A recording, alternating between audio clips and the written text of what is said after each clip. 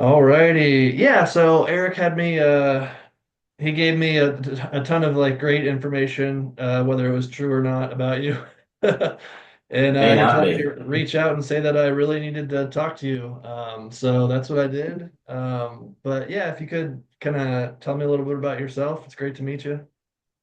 Yeah, absolutely. Yeah, nice to meet you, Andrew. So, joined the Marine Corps September 11th, 2000. Radio operator by trade. Started off in the grunt, then went to security forces. Um, Went into Angleco after that for Air Naval Gunfire Liaison Company. Um, Fourth Recon after that, Second Force Recon, then up to the Pentagon, was a team leader for General Dempsey, when he was the chairman of the Joint Chiefs. Took a selection into JCU inside JSOC for a billet at Fort Bragg. Got to work with a bunch of specialized teams there. While in Afghanistan, got promoted to first sergeant, and then from there, after returning from deployment, moved to California and was a first sergeant for First LAR, Light Armored Reconnaissance. Retired in 2021, February 2021, and started a little box gym, I guess. It's called Release Point Performance. And had that for about 2 years and then sold it, and then opened up Release Point Defense Training in April of 2022. So since then, I've been teaching home defense, women's defense, and vehicle defense to the community here in Central Florida. I wouldn't say just St. Cloud, Florida, but Central Florida. So I saw a huge need for the civilian population to understand guns, the mindset behind guns, why you need them, why you need to defend yourself. And the consensus I got in the beginning was, yeah, I have a lot of guns, yeah, I shoot, and then they show up to the range, and that couldn't be further from the truth. So now I have a standardized training plan for each of them. Each one has 3 levels for day, 3 levels for night, and people seem to really be enjoying it. So growing that as I go. And then I also have partnered with Jim Gale. He owns Food Forest Abundance. So we started a business called Galt's Off Grid, where he has 54 acres of permaculture. So everything just grows on its own, 260 species of plants. It's all off grid, solar, water. And we teach the community how to live off grid, plant food and everything of that nature. So Wow. that's 42 years of my life packed in about 5 minutes there. What brought you to Florida? Were you originally from there? I wasn't. I was born in West Virginia and grew up in Maine. Joined the Marine Corps when I was 17. Along the way, had some divorces and had some kids. So my two youngest kids live here in Central Florida. That was my main reason for retirement. Here, just to be next to my kids. Yeah, yeah, same with me. That's why I got out. I was, time to be dad, It's Yeah, waking up at like 3:30 in the morning and coming back at 7:30 at night. It's terrible for years. Uh, exactly. Yeah. yeah. Not very family conductive there. So Yeah, not at those levels. Definitely not. Especially in those jobs, yeah. So how did you get started with Release Point in terms of starting the business, going through the rigmarole, filing the LLC? How was that? it was honestly opening up in a business nowadays is super easy. Say the hardest part is obviously marketing, but while I was running the gym, I met this lady, Donna Smith, who owns B6 Security Investigations. We started talking about putting together an executive protection course, which I did, and then got my Class K license here in Florida so I could be a weapons instructor for Florida and certify people for armed security guard as well as concealed carry permits. So that was just supposed to be like a side thing. I'd run courses for her whenever needed. but that grew into the what I have now, which is people said they shot a lot or have a bunch of guns and could name off every nomenclature known to man about the weapon system. But, when they pull out the gun, they're pointing it at you, Oh yeah. doing everything wrong. So saw a huge need for people having focused training and a mindset behind it. So it actually evolved quite a bit over the years. And it wasn't until about a year ago that I was like, okay, this is what I think people need or want inside of the community. So, for instance, like women's defense training, I teach how to pack a go bag, uh, medical training, nothing intricate, just trauma, stop the bleeding, put on a tourniquet, and then go from there. And then each one has a mindset put to it that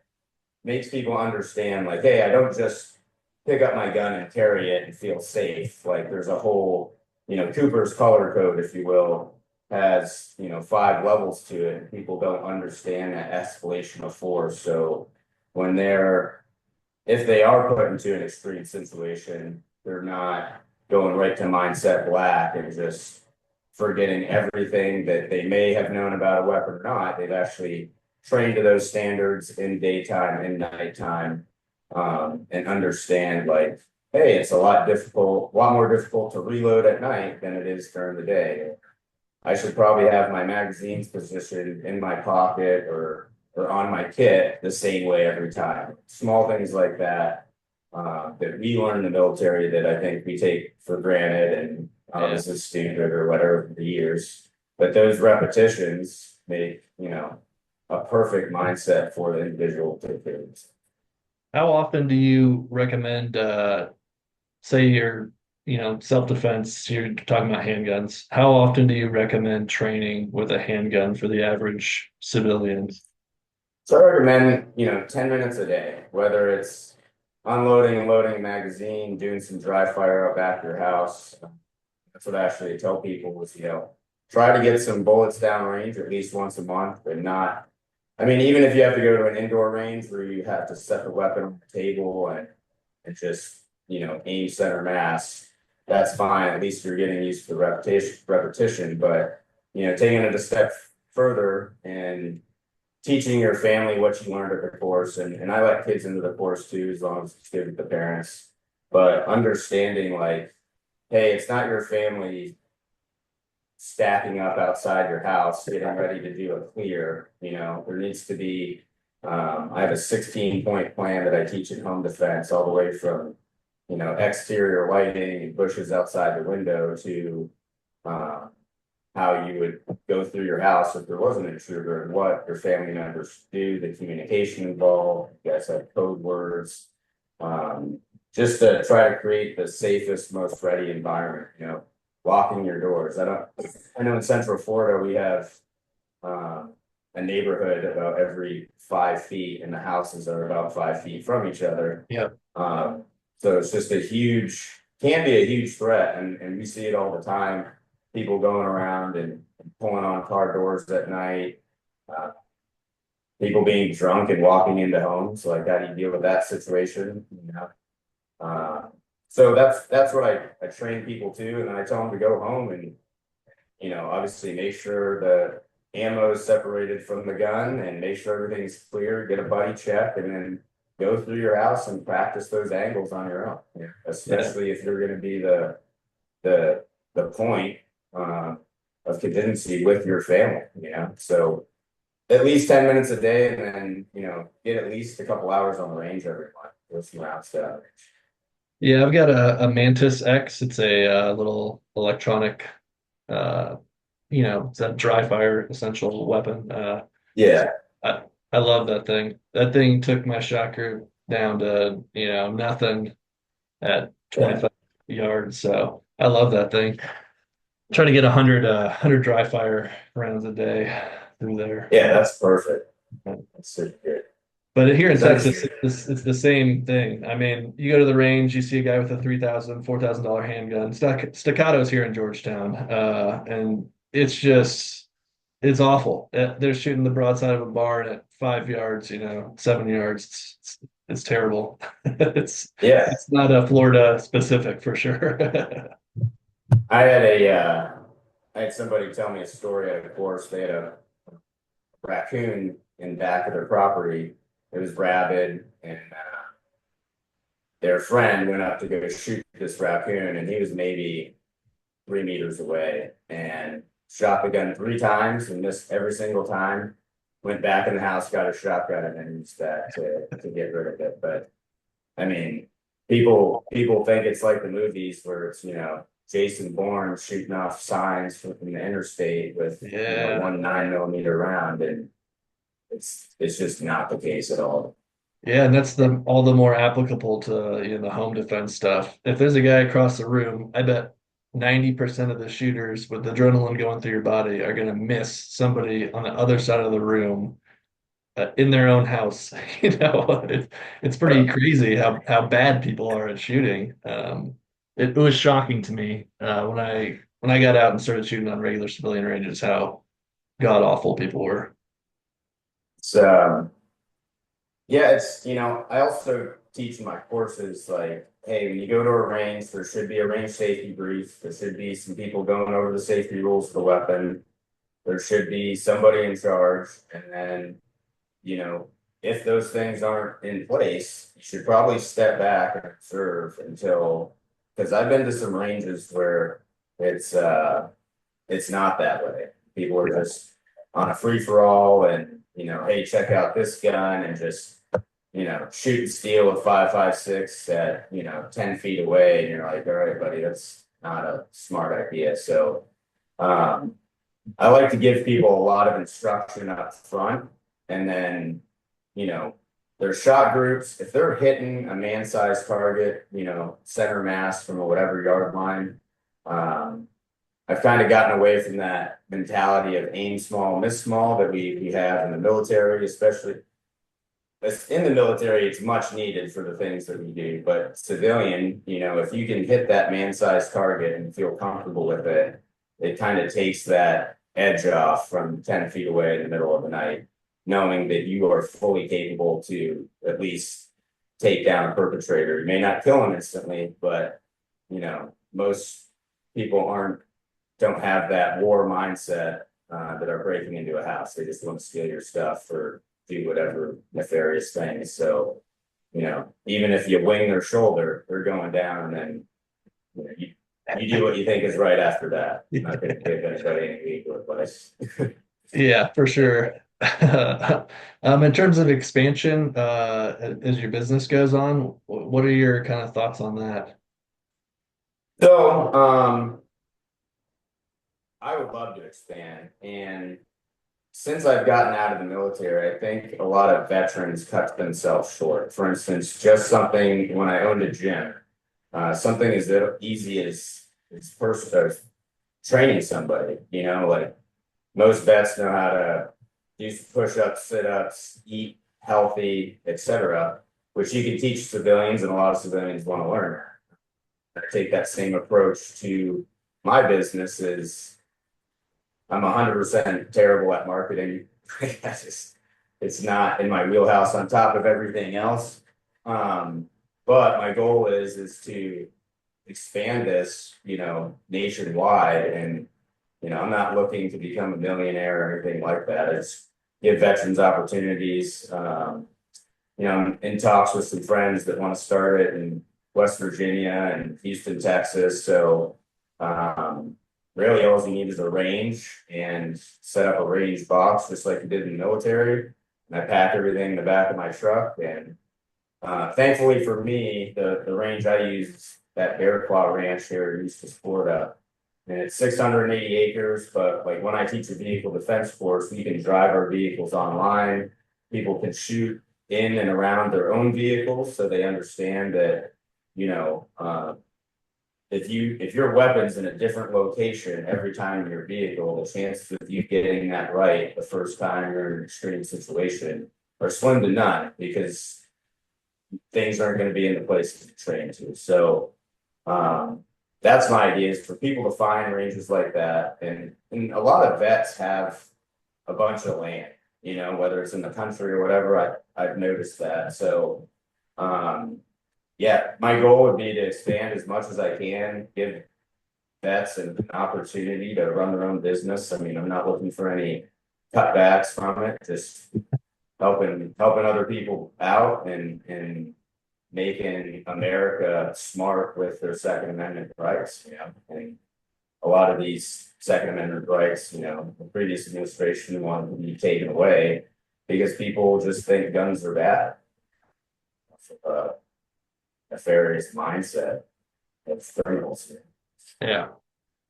As far as I know, I'm putting you on the spot here, but as far as like a 3 to 5 year plan for your business, do you have any thoughts on that?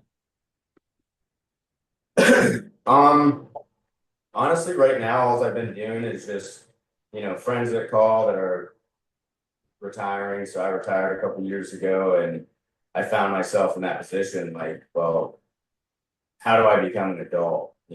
Like now I have to essentially take care of myself. Uncle Sam isn't paying me respect like he used to. So that's my goal is just to get this word out to veterans and then if they want or law enforcement or just even if you're a competition shooter, somebody that knows how to wield a gun effectively. Just I have a period of instruction for each class, so everybody gets a piece of paper with a whole range card on it that they can go train with. So yeah, 3 to 5 years would be just to keep expanding the word to friends and hopefully they can run with it in their state. I'll be their backstop or I'll fly out there and help support whatever ranges. So it's kind of still in its inception phase of that 3 to 5 year plan, but I would really like to see it expand across the US. Yeah, I was looking at kind of the scalability based off of just what I saw on your website and everything, and it looks very scalable based off what you said. Um, yeah, that sounds awesome, man. And I do about 4 classes a month now. It was about 1 class a month because I have other businesses going on, but now I do 4 classes a month and the hardest thing is getting people to want to train, you know. Yeah. They see the need for it. They just, have to get that drive, I guess, to, make the 30 minute to hour drive, get your gun out, start going do some drills. And, in Florida, it's February 12th today, and it's 89 degrees here at noon. So I can understand why Yeah, some people are. the only time I was in Florida, I was just suffering in Destin, so I get that too. Yeah. You do a jump course out there? Uh, Parachute? yeah, Swamp Phase Ranger School. Oh, okay. Yeah. I think that's one of the only times I've been to Florida where I wasn't on vacation. Yeah. So I can totally see how being on the range in 89 degrees and 100% humidity for 4 hours is a bummer. Yeah, you can't really tell if you're sweating or if it's just We need some beach ranges, I think. That's the next Capital Venturous thing. yeah. Whenever we used to do ship-based deployments, we'd always, shoot off the side or the back of the ship, and you always had that nice breeze going and pretty good view. It wasn't bad. Yeah, yeah. I always thought Georgia was the worst though. For some reason, the Georgia humidity versus the Florida humidity and the rest of those East Coast states was just bad. But here in Texas, it's not too bad. It's pretty temperate. The humidity level is down. The temperature is still up there, but it's not so bad here. Um, yeah, so as far as experience in the military and everything, the reason I talked to Eric before, obviously I own a body armor company. I'm building and manufacturing body armor, still in the kind of R&D phase of getting patents through before I kind of start spilling them onto the market. That way somebody doesn't just copy what I'm doing. But trying to make them lighter, more safe, and then also so they're just more comfortable. Because what I noticed when I was in was there was the big issue with just adjust, continuously adjusting, standing there with your finger, your thumbs in the plate. It's a miserable experience, like 90% of the time wearing plates. And so I was like, we gotta modernize because that body armor has literally been used for like 5,000 years. Yes, carbide has improved, and yes, the fibers have improved. You're going from, silk to linen to Kevlar to polyethylene, but I mean that essentially it's the same thing. So I was like, hey man, we gotta fix some of this stuff. And then on top of that, uh, making it so it bends to the body. We like the flat plate idea, I think is gone. And so that's what I've been working on as far as my business goes. And I've got some prototypes and everything, but just getting it to bend is a huge difference. I don't know what you've seen out, downrange with people just suffering body Yeah, armor. definitely a lot. I know, the Marine Corps, if the Army got it 10 years ago, we're gonna get it as new gear on that 10th year. But the Marine Corps came along a lot with the infantry and what they get issued now. In Force Recon, we got a completely separate issue. Pretty much in every unit I was in, we got a different issue. And then in JSOC, I don't know how many different plate carriers and bouncers we had, but yeah, all of them were the same thing. Like this was the natural resting position when you weren't doing anything. You're in a Humvee or helicopter, you're sitting like this because the back of it was digging Yeah. in. If you lean forward, it just scrapes your belly button raw. So, um, yeah, I definitely feel you on that. It's just one of those things that you got used to the uncomfortableness and um, as bad as it was, sometimes like you just kind of wished for a smaller, like even if it was this big, you're like, I'm fine with that. It's protecting my heart. We're good. I can Yeah, move around and for sure, for um, sure. Yeah, the so helicopter thing, I didn't even think. Yeah, so it's like an inch gap, right? That's in between your back and the seat. And so you can never quite get comfortable and it's still pressing down on you, even though, yeah, the seat it's just so uncomfortable. Anyways, I'm gonna try to fix that so people don't have to do it's pretty awesome. That's really smart idea. They sound like it sounds 100 times more comfortable than what we put on.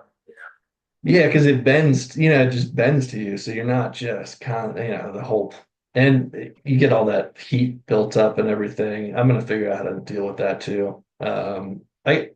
I got some down the line ideas as well, because you could put a cooling system inside of it because you have about 4 millimeters of play, uh, where I could introduce into the silicone matrix a system tubes to cool it or heat it, or we could put GPS trackers in it. We could put, we could, the sky's the limit when you have a small amount of space to introduce anything in there because the back of that carbide piece just has room inside of there.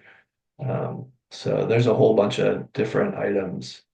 Um, yeah, you probably don't deal too much with body armor though in terms of current job, huh?